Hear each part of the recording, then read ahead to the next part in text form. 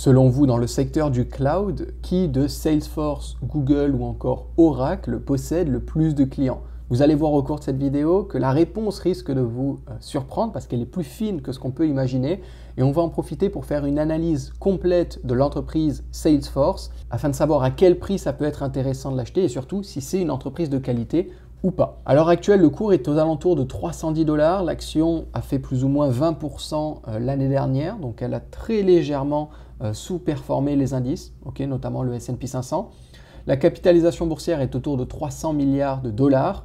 La performance annuelle a été de 22%. Ils ont un focus qui est en train d'arriver sur l'IA avec notamment Agentforce. Et en ce moment où je tourne cette vidéo, je suis à New York et il y a des pubs de Agentforce partout. Sur la Salesforce Tower, c'est vraiment l'entrée. C'est un truc avec écrit Agentforce partout, etc. C'est vraiment particulier. Le PER actuellement est à 56 et le forward PER, donc celui prenant les bénéfices sur un an, est aux alentours de 30. Est-ce que c'est vraiment surévalué? Parce qu'en général, des PE aussi élevés, ça montre une surévaluation assez conséquente. Donc, est-ce que l'entreprise est vraiment surévaluée ou est-ce qu'on va avoir potentiellement une opportunité dessus? Je vous recommande vraiment de ne pas tirer de conclusion sur ces PE qui sont élevés parce que vous allez voir que ce n'est pas vraiment les earnings qu'il faut regarder sur Salesforce, c'est un autre indicateur et cet autre indicateur nous montre que finalement, ce n'est pas si surévalué que ça. La performance par rapport au S&P 500 au cours des 5 dernières années, on peut voir que Salesforce sous-performe les indices. J'ai été assez surpris quand j'ai découvert ça parce que je trouve que l'entreprise quand même a des chiffres, vous allez voir, qui sont très bons. Mais ils ont sous-performé l'indice avec 90% de performance alors que le S&P 500 a fait 102, quasiment 103%. Donc dans cette vidéo, on va parler bien sûr de l'entreprise pour que vous connaissiez absolument tout sur cette entreprise. On va voir les chiffres, le moat, est-ce que c'est une entreprise qui a un moat qui est solide, qui a un avantage compétitif qui est solide, et également la valeur, à quel prix ça peut être intéressant d'investir dans Salesforce et est-ce qu'aujourd'hui l'entreprise est sous-évaluée, surévaluée ou à un prix qui semble plus ou moins juste. Pour l'histoire de l'entreprise, ça a commencé en mars 1999 avec la fondation. On a Mark Benioff et Parker Harris, Dave Molenhoff et Frank Dominguez qui ont fondé Salesforce avec l'idée révolutionnaire de fournir des logiciels via Internet. C'est le modèle Software as a Service, le fameux modèle SaaS qu'on voit de plus en plus. Je crois que Mark Benioff travaillait chez Oracle et il voyait plein de problèmes chez Oracle qu'il a voulu mettre en place en créant Salesforce. En juin 2004, donc 5 ans après la création, ils vont être introduits en bourse. Ils entrent à la bourse de New York au prix de 11 $ par action et le vend à peu près 110 millions de dollars. Cette introduction en bourse a été l'une des premières pour les grandes sociétés SaaS à entrer en bourse. Ça va ouvrir la voie à de futures entreprises qui seront basées sur le cloud. Donc à l'époque, Salesforce était vraiment un des précurseurs là-dedans. En décembre 2009, ils vont lancer Chatter. Ça va marquer l'entrée de Salesforce dans les réseaux sociaux d'entreprise, signalant l'expansion de l'entreprise au-delà du simple logiciel CRM vers des solutions d'entreprise plus larges. En décembre 2016, ils vont faire l'acquisition de Demandware. C'est une acquisition de 2,8 milliards de dollars qui a donné naissance à Salesforce Commerce Cloud, marquant l'entrée significative de l'entreprise dans les solutions de commerce électronique, donc de e-commerce. En décembre 2020, c'est l'acquisition de Slack, celle qui a fait couler beaucoup d'encre. C'est l'une des plus grosses acquisitions Salesforce, montant 27,7 milliards de dollars. Ça renforce sa position dans le domaine des logiciels de collaboration en milieu de travail et concurrence Microsoft Teams. Aujourd'hui encore, certains pensent que cette acquisition a été trop chère. Pour voir ma compagne utiliser Microsoft Teams régulièrement, je peux vous dire que c'est une merde pas possible. Je ne comprends pas comment Microsoft a autant de clients là-dessus. C'est bien qu'il ait concurrence, mais on voit que le niveau dans ce genre de truc est quand même assez faible. Comment est-ce que Salesforce gagne de l'argent? Alors, on va avoir des revenus d'abonnement et d'assistance. Les abonnements dans Salesforce, c'est 94% des revenus, donc c'est incroyable.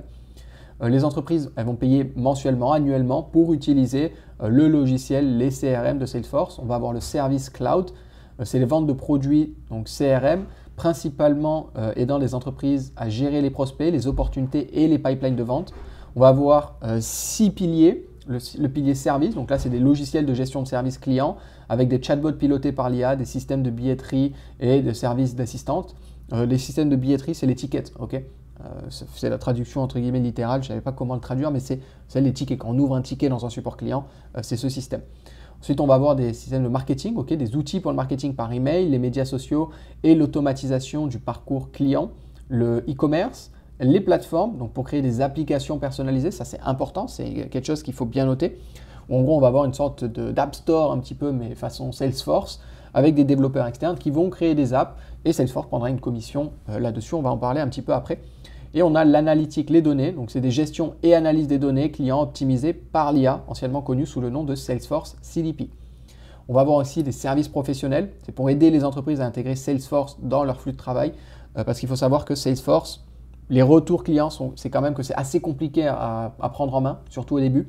Donc ils ont un service pour accompagner les entreprises pour ça. Et ensuite, on a le Salesforce App Exchange, on en a parlé un petit peu. C'est une place de marché où les développeurs tiers vendent des applications qui s'intègrent à Salesforce. Salesforce prend une commission entre 15 et 25% sur les ventes d'applications et les abonnements, donc excellent business model, qui plus est, qui vient participer à l'effet de réseau. C'est-à-dire que plus on a d'utilisateurs des CRM Salesforce, plus on va avoir de développeurs qui vont créer des apps, plus on va avoir de développeurs qui vont créer des apps, plus on va avoir d'utilisateurs Salesforce. Okay, donc c'est vraiment un cercle vertueux. Parce que en fait, plus tu vas avoir d'apps, plus ça va être facile pour toi peut-être d'intégrer. Tu vas peut-être avoir du mal à intégrer quelque chose dans ton CRM et d'un coup, tu vas voir qu'il y a une app qui te permet de faire exactement le problème dont tu as, de résoudre le problème que tu as. Et donc ça améliore grandement l'expérience utilisateur, l'expérience client et surtout, c'est très bon, quoi, ça fait gagner du temps. Et ensuite, on a les références. Donc les références, c'est l'affiliation, les referrals. Okay, ils collaborent avec des entreprises comme Accenture ou Deloitte, gagnant des commissions de référencement et des revenus partagés. Alors Deloitte, dites-moi en commentaire, ça se dit quoi? Deloitte ou Deloitte? J'en ai absolument aucune idée. Je pense que vous avez compris l'idée. C'est qu'ils vont avoir ces boîtes de consulting qui vont quand ces boîtes de consulting ont des clients, ils vont les diriger automatiquement sur Salesforce parce qu'ils ont l'habitude de travailler avec Salesforce et donc ça fait rentrer des clients également. Donc là, vous avez un spectre un petit peu de tout ce qu'on peut retrouver dans l'écosystème de Salesforce. Donc c'est très complet et il y en a vraiment pour tous les goûts, pour tous les types d'entreprises, etc. On peut voir aussi que tous les segments ont connu une croissance d'au moins 12% par an depuis 2020. Donc le segment des ventes, c'est 18,8% par an, 12,8% par an, pardon. Les services, c'est 15,6%. La plateforme, c'est 21,6% et l'intégration, 29,2%. Donc tout est au-delà de 10% par an de croissance, qui est excellent. Alors, qui sont les clients? C'est majoritairement des clients B2B. Donc, c'est une base de clientèle très large. Ils s'adaptent parce que tout simplement, Salesforce va adapter ses services à la plupart des secteurs, c'est-à-dire le secteur de la santé, des finances, commerce de détail, voyage, édition, etc. Ils vont avoir des produits qui seront fités, adaptés aux différents secteurs dans lesquels les entreprises peuvent se trouver. Et ça, c'est quelque chose qui est très appréciable. On a plus de 200 000 clients dans le monde. Okay, c'est la troisième plus grande entreprise cloud au monde, devant Google, Oracle ou encore IBM. Et ça, c'est quand même assez surprenant. Alors maintenant, c'est en client B2B. Notez bien ça. Ce n'est pas forcément en client B2C, etc. Mais en client B2B, Salesforce est vraiment largement devant. Alors, qui sont les clients? On l'a vu un petit peu avant, mais vous voyez qu'il y a dans toutes les industries. Alors, l'industrie des services, c'est la plus représentée, 34%. On a la finance, 15%. Le retail trade, 14%. Transportation, 13,5%. Manufacturing, 11%. Public administration, 7%. Construction, 1%, etc. Donc, c'est quand même bien diversifié dans tout ce qu'on peut trouver. Les revenus par type de customers, donc ce n'est pas les revenus par customer, mais c'est les clients, en fait, combien ils gagnent. En moyenne, le client de Salesforce, et on peut voir que la grande majorité de leurs clients sont entre 1 million et 10 millions de revenus par an, ce qui est excellent. Donc c'est entre 1 million et 10 millions et entre 10 et 50 millions. Pourquoi c'est excellent? Parce que 1 à 10 millions par an, alors en France, ça peut paraître gros, mais dans le monde, surtout aux États-Unis, ce n'est pas vraiment très gros en termes de revenus. Il y a beaucoup de boîtes qui vont faire ça. Ce qui veut dire que quand tu prends une boîte qui est entre 1 et 10 millions et qu'elle est ton client, qu'elle a ses CRM installés chez toi, ben quand elle va grossir, elle ne va pas changer de CRM. Surtout quand elle a déjà Salesforce, qui est un des meilleurs CRM, un des plus complets, elle ne va pas changer. Donc ça veut dire que, certes, tu ne vas pas lui facturer énormément quand elle a entre 1 et 10 millions, mais quand elle va arriver à 10, 50 millions, 50, 100 millions, 100, 200 millions, ben, les factures vont augmenter au fur et à mesure que l'entreprise grossit. Donc c'est très bien qu'elle ait vraiment pas mal la majorité de ses clients dans un segment où c'est entre 1 et 10 millions, c'est-à-dire que ce n'est pas les petites entreprises qui ont très peu de chances de survivre, c'est des entreprises qui ont déjà trouvé des produits de market fit qui sont bien en place, qui commencent déjà à générer du cash et qui sont en train de scaler. Et on le voit, les majorités de clients, 1 à 10 millions, 10, 50 millions, et après entre 200 et 1 milliard, ce qui est excellent. On a vraiment un très beau spectre là-dessus. Les ventes par pays, donc c'est majoritairement aux USA, alors USA, Amérique du Nord, ok, 67%, Europe 23% et Asie-Pacifique 10%, avec l'Asie-Pacifique qui grossit bien, je crois, supérieur à 20% par an de croissance, donc c'est pas mal.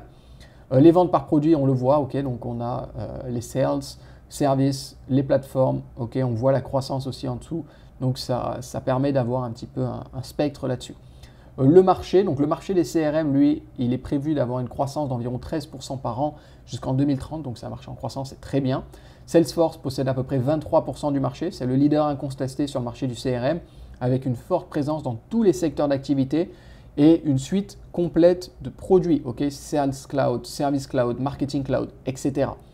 Dans les concurrents, on va avoir Microsoft Dynamics, environ 6 à 8% du marché. C'est une plateforme CRM et ERP basée sur le cloud qui s'intègre parfaitement à l'écosystème de Microsoft, notamment Office 365, Teams et Azure. Ce qui fait que Microsoft n'est pas leader du marché alors que ils ont, vous savez, tous ces trucs Office, etc. C'est que leur truc, c'est à part Word et tout ça, c'est un peu éclaté. Hein. Le service Microsoft, notamment, comment ça s'appelle, Teams, etc. Ça fonctionne à moitié, c'est vraiment pas terrible, mais ils ont quand même 6 à 8% du marché. On a Oracle qui a 4 à 6% du marché. La force d'Oracle, elle, ça réside dans sa capacité à fournir des solutions de bout en bout aux grandes entreprises ayant des besoins plus complexes. Okay, donc là, ça va être plus niché. Oracle, c'est plus niché. Ensuite, on a Adobe, 3 à 5% du marché. C'est le premier choix pour les entreprises privilégiant l'automatisation du marketing, l'optimisation du parcours client et la diffusion de contenu créatif. Okay, donc ça vise encore une fois une autre niche un petit peu, c'est comme ça qu'ils arrivent à se faire une place. Mais sur le marché global, on a quand même Salesforce qui est largement devant. Là ici, vous pouvez voir à peu près le nombre de clients par CRM. Et on a Salesforce, un peu plus de 200 000 clients, HubSpot, 145 000 clients, ensuite Microsoft, 91 000, Zoho, 84 000, etc. Donc, c'est quand même pas mal. L'équipe, on a Marc Benioff, okay, qui est le cofondateur et le PDG. Et à l'heure actuelle, nous avons Amy Weaver, qui est la directrice financière depuis 2021. Dans l'actionnariat, on peut voir qu'il n'y a rien d'intéressant, sauf Marc Benioff, qui possède encore 3% des actions de Salesforce. Donc, c'est pas mal, parce qu'on a pas mal d'entreprises quand même dans le cloud et tout ça, où le PDG n'est pas autant en place. Et ici, on a le PDG qui est un cofondateur et en plus de ça, qui possède 2,3% des parts. Donc, c'est pas mal. C'est pas mal. On aurait aimé que ce soit plus, bien évidemment, mais ça reste, il est toujours skin in the game. Donc, ça reste pas mal. Pour ce qui est des chiffres, on a pu observer une très très belle croissance. Okay, une croissance autour de 20% par an sur les 10 dernières années, 16% sur les 5 dernières années pour le chiffre d'affaires et 6% plus ou moins l'avant-dernière croissance. Pour les bénéfices par action, pareil, très belle croissance à 2 chiffres tous les ans, sauf les 5 dernières années, on était à 8%. C'est également pour ça que je pense que Salesforce n'a pas surperformé l'indice, parce que les bénéfices par action ont une très belle corrélation avec le prix de l'action. Et on peut voir que ici, sur les 5 dernières années, les bénéfices nets par action étaient de 8,8% par an en moyenne, ont augmenté de 8,8% par an. C'est pour ça que ça n'a pas fait mieux que le S&P 500, parce que le S&P 500 était au-dessus de 10%.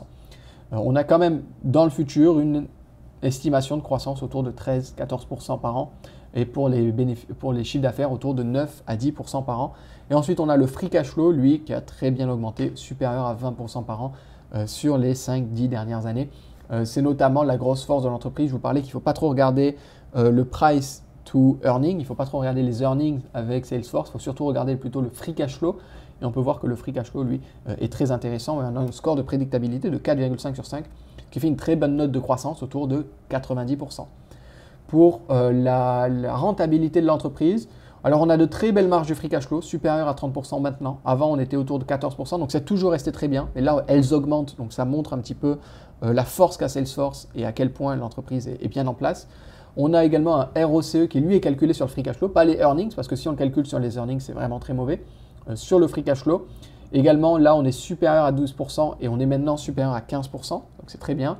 Et les ROA, pareil, avec le free cash flow, on va être supérieur maintenant à 10%. Avant, on était un petit peu à la ramasse, autour de 7-6%. Donc là, ça s'est bien amélioré. C'est pour ça d'ailleurs que, étant donné que les 5 dernières années, 10 dernières années, ce n'était pas terrible, qu'on a une note qui est qu'à 55%. Mais, si on prend les chiffres dans le futur, c'est-à-dire si on regarde maintenant et qu'on se dit où est-ce qu'on sera dans 5 à 10 ans, la note devrait monter aux alentours de 74%, tout simplement parce qu'on devrait avoir au moins un ROCE par rapport au free cash flow qui est supérieur à 12% et un ROA par rapport au free cash flow également qui est supérieur à 10%. Donc ça fera augmenter la note et pareil, les marges qui resteront au supérieur à 20-30%. Donc on a une belle perspective d'amélioration au niveau de la rentabilité de l'entreprise. Donc ça, c'est quand même pas mal à noter. Pour ce qui est de la dette, on n'a pas de dette. Une dette nette sur EBITDA qui est négative, c'est-à-dire qu'on a plus de cash que de dette, donc très bien. La dette sur l'equity, elle est à 20%, c'est très bien. Et la couverture des intérêts supérieure à 100, donc exactement très bien. Pour l'allocation du capital, là aussi ça pêche un peu, on a une note de 50%. Alors ils ont commencé à faire des buybacks, donc à racheter des actions à hauteur de 1,5%. Ce serait bien qu'ils continuent là-dessus, donc 1% par an, ça peut être pas mal. Le CAPEX, il était à 14,8%, maintenant il est à 5,2%, c'est très bien, c'est inférieur à 20%, ça va. Et les stock-based compensation, là par contre c'est beaucoup trop, 52% il y a 5 ans et maintenant on est à 25%. C'est beaucoup trop, l'entreprise paye beaucoup trop de stock-based compensation. Donc ça vient réduire en fait le free cash flow, etc. Donc c'est vraiment pas terrible. Donc là pour le coup, je pense qu'il y a... C'est ce qui fait un petit peu, c'est ce qui bloque un petit peu dans cette entreprise. Il faudrait vraiment que ça diminue. Ces stock-based compensation, il faudrait vraiment que ça diminue, que ce soit amélioré. Pour ce qui est du dividende, on est aux alentours de 12% de croissance par an, avec pour le moment une seule année de croissance. J'estime qu'il devrait grossir entre 10 et 15% par an s'il continue de l'avoir. Donc on n'a pas une très belle note, c'est normal, il vient de commencer le dividende. Donc on a un score de qualité de 74%, qualité future de 80%. Les produits, est-ce qu'ils sont indispensables? Oui, la plupart des entreprises ont besoin d'un CRM et surtout, une fois qu'ils ont un CRM et qu'ils continuent de grossir, ils ne vont pas changer. Les ventes, est-ce qu'elles sont prévisibles? Est-ce qu'il y a une régularité? Oui, il s'agit majoritairement d'abonnements, 94%, avec un taux de rétention très élevé. Il faut savoir que Salesforce, il y a très peu de changements dedans. Les clients en sont satisfaits, ils ne changent pas de CRM du jour au lendemain. Donc, très bien. Est-ce que le marché est large avec des tonnes de clients? Oui, ils ont déjà plus de 200 000 clients et toutes les entreprises ont besoin d'un CRM. Si tu as une entreprise aujourd'hui, tu as forcément besoin d'un CRM, à moins que tu aies vraiment une toute petite entreprise. Dans ce cas, il y a de fortes chances en fait que le CRM, tu les fais par toi-même, mais en règle générale, les entreprises ont besoin de CRM. Est-il difficile pour les clients de changer chez un concurrent? Oui, pour les grandes entreprises, il faut des années pour passer d'un opérateur CRM à un autre. Plus, c'est risqué parce que certaines données importantes peuvent être perdues, peuvent être corrompues, peuvent être hackées ou quoi que ce soit. Donc, on évite de changer de CRM. On le fait vraiment en cas de force majeure. Les produits sont-ils résilients aux changements et aux innovations? Alors oui et non. L'innovation, elle peut être une menace, mais Salesforce, globalement, a montré qu'elle pouvait s'adapter. Ils ont montré qu'ils sont capables de s'adapter et qu'ils proposent les produits dont les clients ont besoin et qui vont assez vite pour ça. Le positionnement de l'entreprise. Est-ce qu'ils sont leaders du marché? Oui, environ 23-24% des parts du marché. Le marché est-il ouvert ou fermé? Et les 23%, c'est 2 fois plus que le premier concurrent, donc c'est très bien. Les concurrents peuvent-ils entrer facilement? Alors le marché est assez ouvert. Chaque année, on voit des nouvelles solutions de CRM, mais j'ai l'impression quand même que globalement, les gens se tournent vers Salesforce. Les entreprises se tournent vers Salesforce à un moment ou à un autre quand elles grossissent, parce que toutes les solutions qu'on peut voir qui émergent, j'ai l'impression qu'elles sont surtout pour les petites entreprises. Ont-ils un pricing power? Oui, ils peuvent augmenter leur prix sans perdre aucun client. Ils ont augmenté leur prix d'ailleurs de 9% en 2023. Est-ce facile de prévoir la croissance? Oui, une grande digitalisation des entreprises et une position très sérieuse. C'est-à-dire que les entreprises se digitalisent de plus en plus. Salesforce est leader du marché, propose d'excellents services, les clients sont satisfaits du service. Et donc, en plus de ça, c'est des revenus récurrents. Donc, c'est quand même assez facile de prévoir la croissance pour l'entreprise. Est-ce qu'ils sont dépendants de la géopolitique?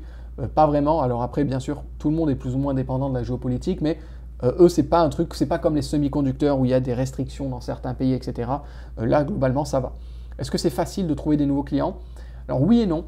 Ils ont besoin quand même de ressources humaines pour trouver des nouvelles affaires. Ils ont besoin de participer à des événements, etc. Donc c'est pas ça, il y a un coût pour ça. Mais globalement, ça va. Il y a du bouche à oreille qui se fait beaucoup. Ils ont ces partenariats avec Deloitte et Accenture. Donc ça les aide à trouver des clients. Pour ce qui est de la gestion, La croissance vient-elle de l'extérieur ou de l'intérieur? Alors cela provenait beaucoup d'acquisitions comme Tableau, Slack, souvent à des prix trop élevés, mais il semble que depuis 2022, ils se soient recentrés sur la croissance à partir de leur cœur de métier, à partir de leur CRM, etc. Donc on va voir ce que ça va donner, mais ça me semble être une bonne nouvelle qui se refocalise sur une croissance intérieure. Est-ce qu'il est facile de gérer l'entreprise? Oui, se concentre sur un seul écosystème. Quand je dis un seul écosystème, c'est tout ce qui est les CRM, donc c'est globalement assez simple de gérer. L'entreprise se concentre-t-elle sur la création de bons produits? Oui.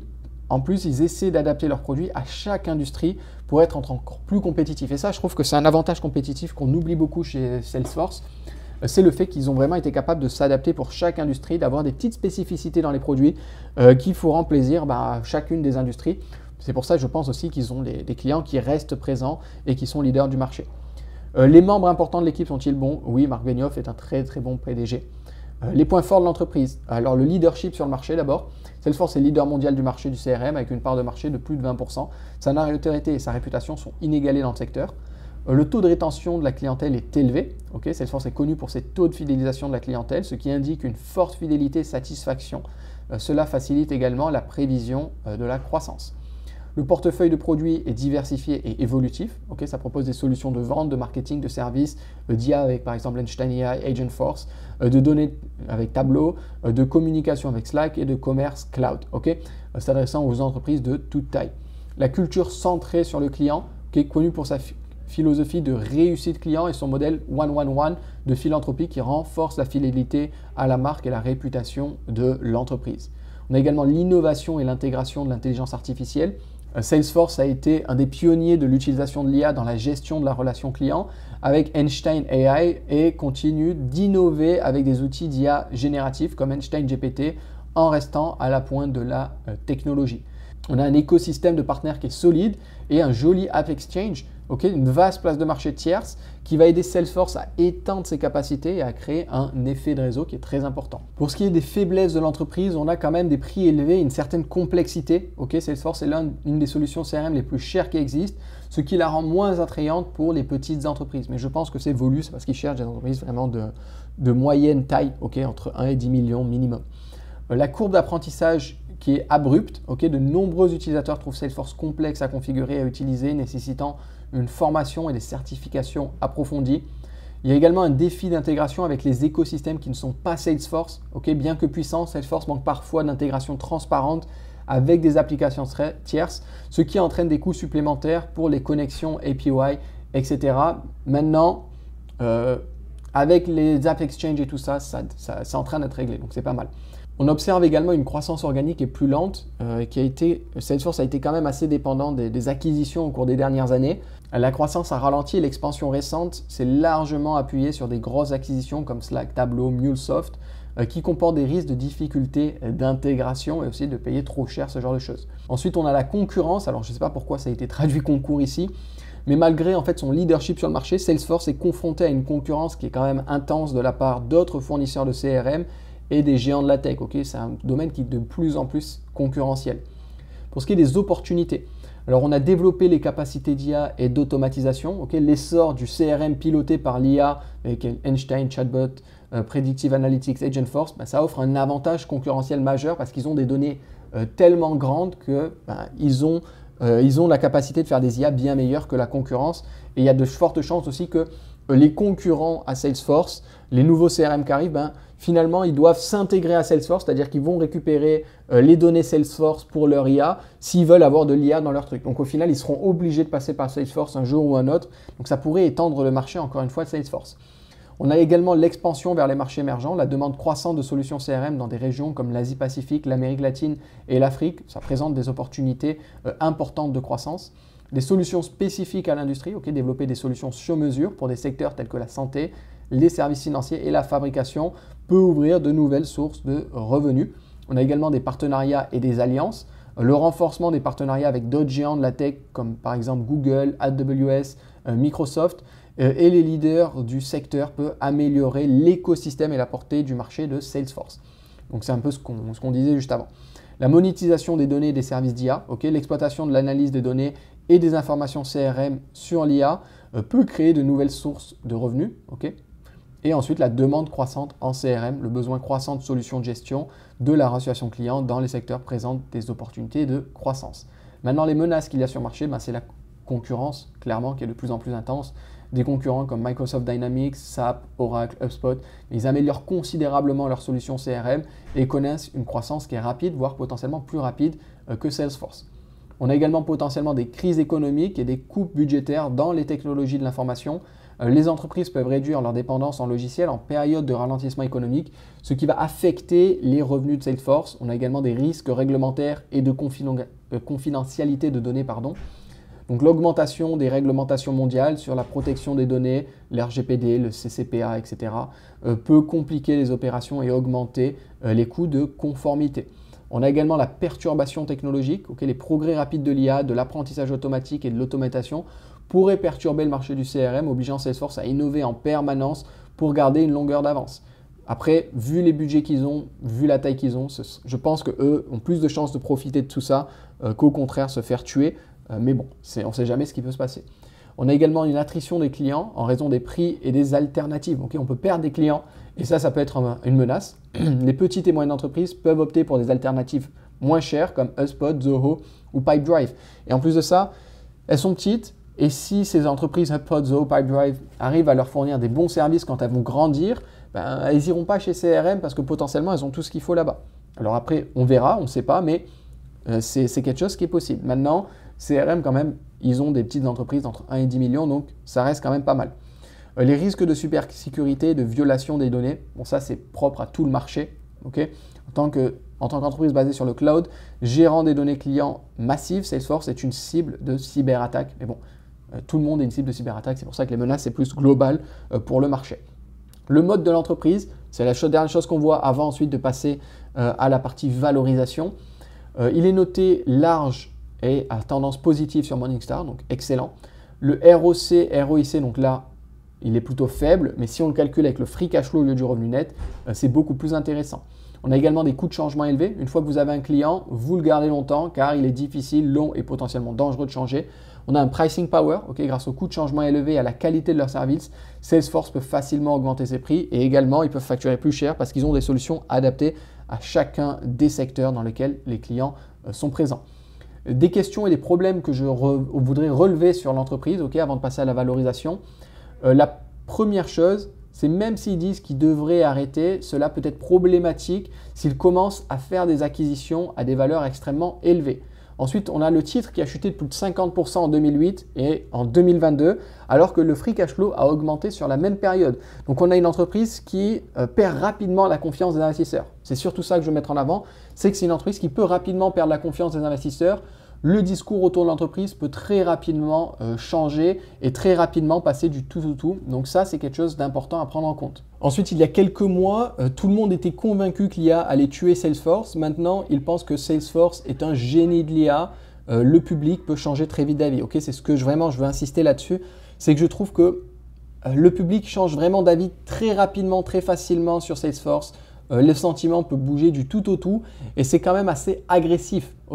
On a eu de l'action qui a pu perdre moins 15% en une seule journée à cause des earnings pour 3 semaines après reprendre plus 40%. Donc ça peut aller très vite. Les sentiments autour de cette action ont quand même une influence qui est assez forte. Donc pour quelqu'un, ça je le dis surtout pour les gens qui ont du mal à dormir sur leurs deux oreilles quand ils investissent et qui paniquent dès qu'une action bouge de 5%. Peut-être que Salesforce, ça peut être un peu dangereux pour vous, ça peut être compliqué, surtout quand on voit que les chutes qu'ils ont pu avoir malgré le fait que les chiffres s'amélioraient. La dernière question que je me pose, c'est est-ce que l'entreprise va être capable d'augmenter son chiffre d'affaires à 2 chiffres par an et pendant combien de temps? Parce qu'on voudrait viser quand même une entreprise qui est capable d'augmenter son chiffre d'affaires de plus de 8 ou 9% par an.